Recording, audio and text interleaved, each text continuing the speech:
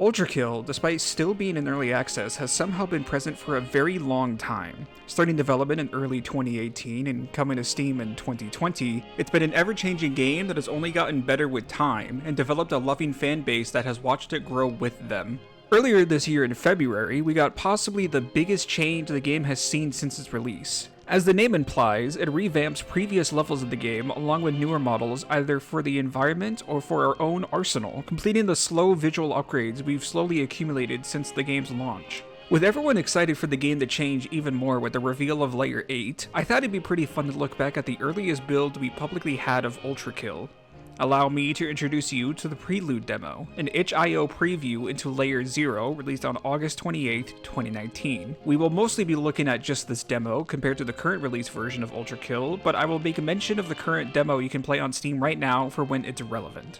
We'll first begin with gameplay, as not only is it the most clear and cut to discuss, but also the one most people will likely be interested in. First off, no, the thumbnail is not a joke. The marksman really did use the charge meter that the piercer currently uses. It allows you to throw only one coin until the meter recharged, but the meter charged fast enough that they became really spammable, making clearing rooms with the marksman hilariously easy, and it's not hard to see why the very next patch released introduced the marksman that we know of today. The coins themselves, though, were much weaker, lacking the peak velocity that let the coin split into two shots. Coins couldn't ricochet off of each other, no matter how many coins were thrown in the air, heavily contradicting how they behave today. They also didn't interact with the piercer at all. Coins also couldn't be parried, meaning no damaging enemies with the coins themselves, nor could you dead coin at all. All weapons wouldn't automatically fire when you held the trigger, which is not only a minor inconvenience, but also meant you had to manually fire when shotgun swapping, which effectively nerfed its DPS unless you became a god at the timing. You also couldn't shoot and punch at the same time,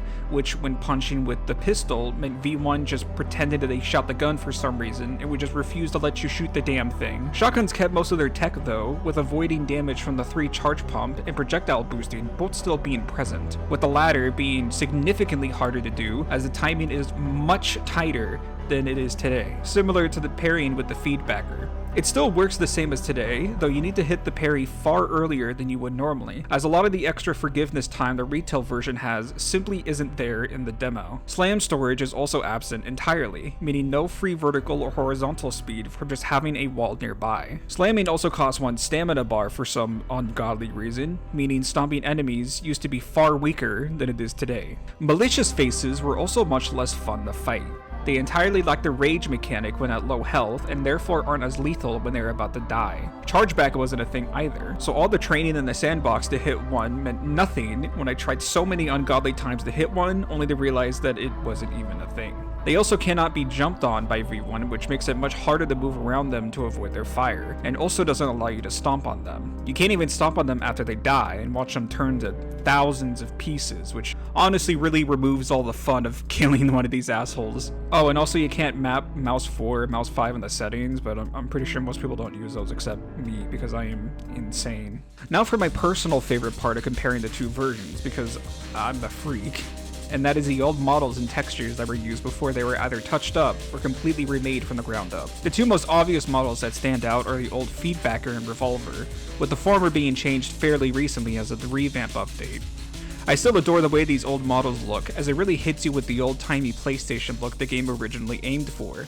However, I can definitely say with confidence that the newer Feedback arm not only looks much better, but definitely fits the style of the current game more than the old model did.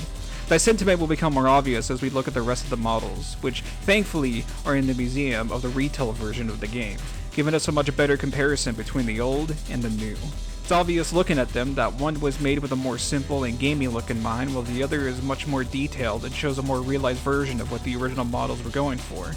While I definitely prefer the new models, I think having the option to switch between the two would be a really nice touch, especially given that the models need to be in the files anyway, so that they can be showcased in the museum, as well as the V2 model probably using them for game optimization. One thing I never want to look at again though are the old Stray models, which just look ugly as hell, I'm not gonna lie. These guys look goofy as shit, and I'm glad they got a redo extremely early into ULTRAKILL's life, as these guys do not look the greatest. The Husks on the other hand look completely different to the current counterpart, and I actually really enjoy the aesthetic they were going for. While the new ones look nicer, I definitely prefer the more human look they give off, which I think fits more in line of the body with a very weak soul, which is what the filth are supposed to represent. Schisms also have an older model, but I feel more conflicted about this one than the other two. While the new version looks in line with the other enemies in the game, it does look a bit goofy as it's not obvious where the head is supposed to be until you stop and give a good look at them for longer than a second. They do, however, fit the look that the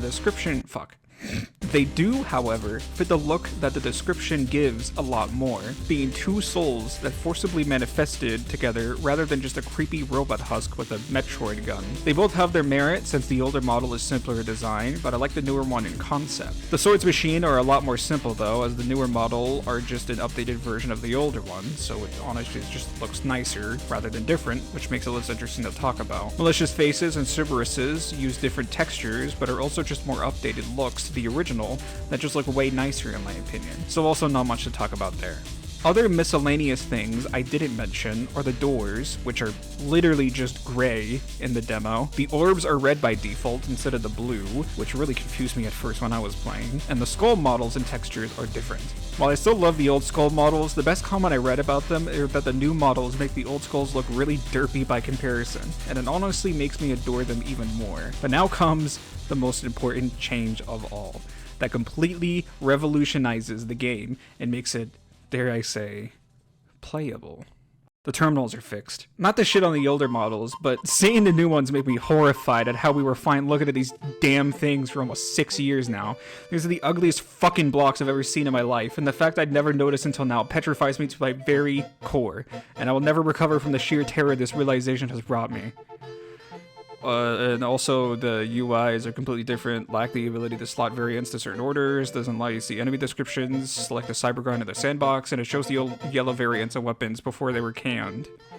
I'm pretty sure that's important too, but I'd argue the fact that these yellow slabs being replaced with real terminals matter way more. Now on to the section with the most changes, being the levels.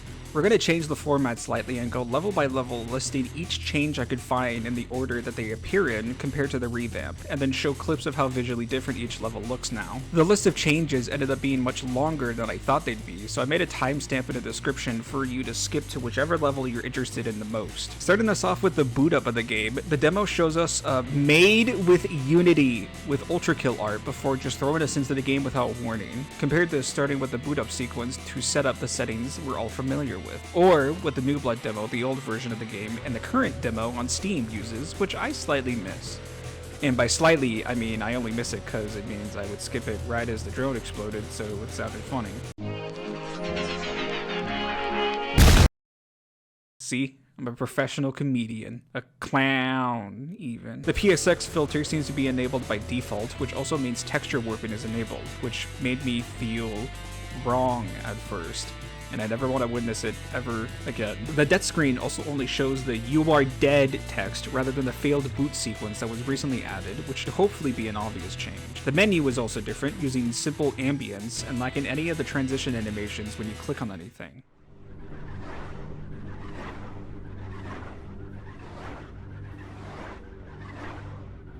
For the tutorial, the layout of this entire thing is the same with a single exception, with this door having an extra hallway and another door to slide under in the revamp. There wasn't any electricity you had to dash through, and there was a Cerberus underneath you for some reason. The enemies in the next room also just stand there, brain dead for some reason, just waiting for you to punch them with your little weak ass arms. Moving to 0-1, the text in the intro shows Hakita, I hope I'm saying that right, name first, followed by a small group of friends he worked with, whereas now it shows a New Blood presents first, followed by Hakita's name. The room with the first checkpoint simply has a glass wall you have to break through, rather than going downwards with a glass floor. The giant room with glass floors also lacks railings, which is a serious safety hazard I'm glad was addressed after such a long time of possible hundreds of victims this has affected. This pathway in the revamped version simply doesn't exist in the demo for some reason. The second wave of enemies that spawn simply have a bunch of strays instead of 4 strays spawn with a group of filths. This is going to become a common theme with enemy wave changes, and most of them boil down to more strays spawning for whatever imaginable reason. Speak of, the same room has an extra wave with more strays and some filth to accompany them. This thin room, after the blood hallway, doesn't have a glass ceiling,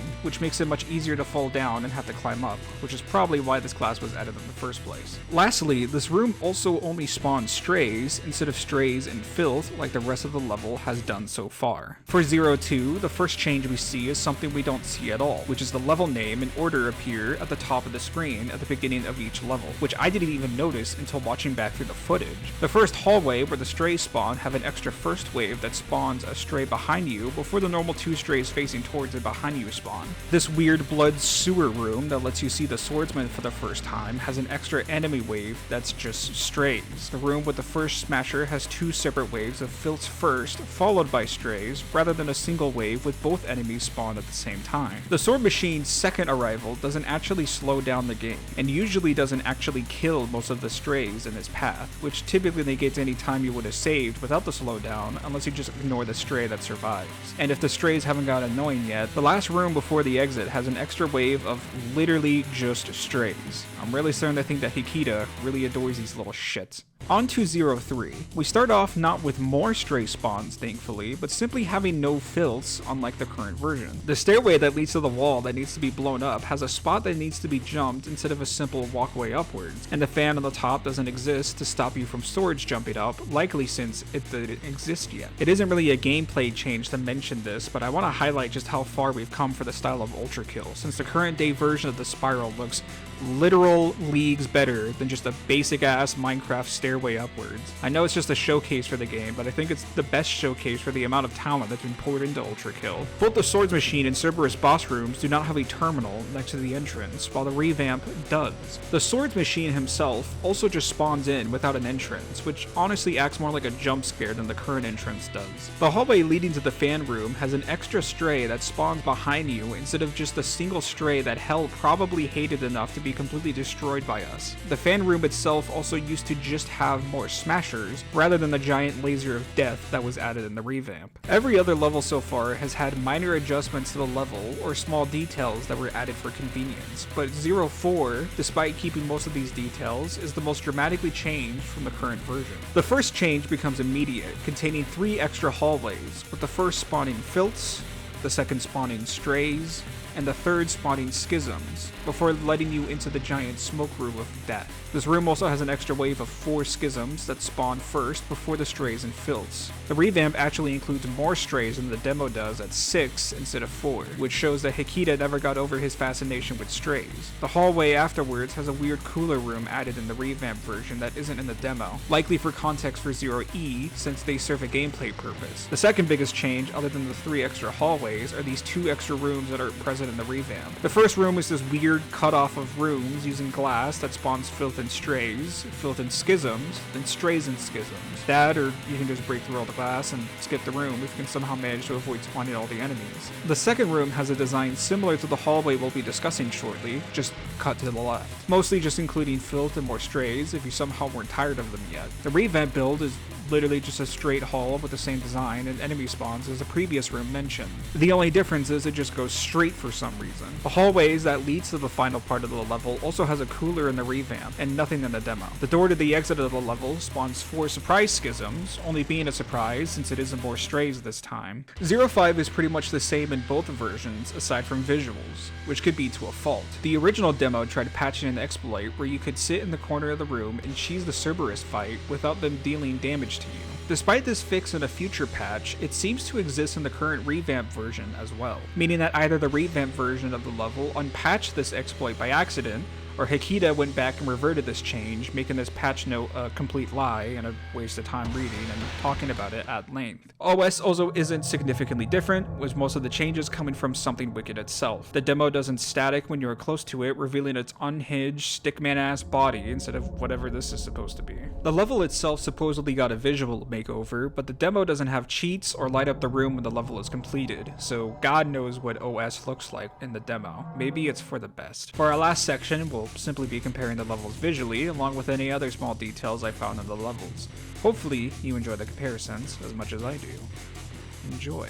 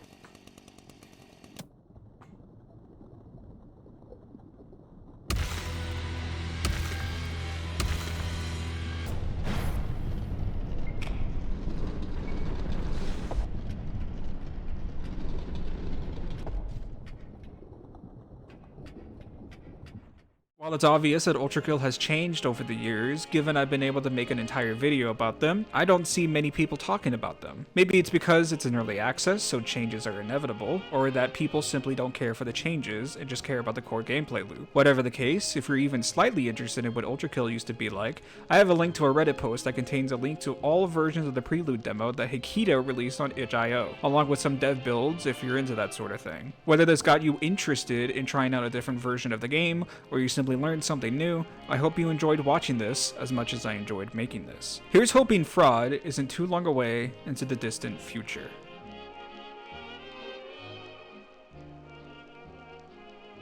Okay, we're done. I'm gonna take almost 30 fucking minutes. It almost took 30 minutes of my life, and it's probably gonna still come out like shit because I suck and it's just stupid.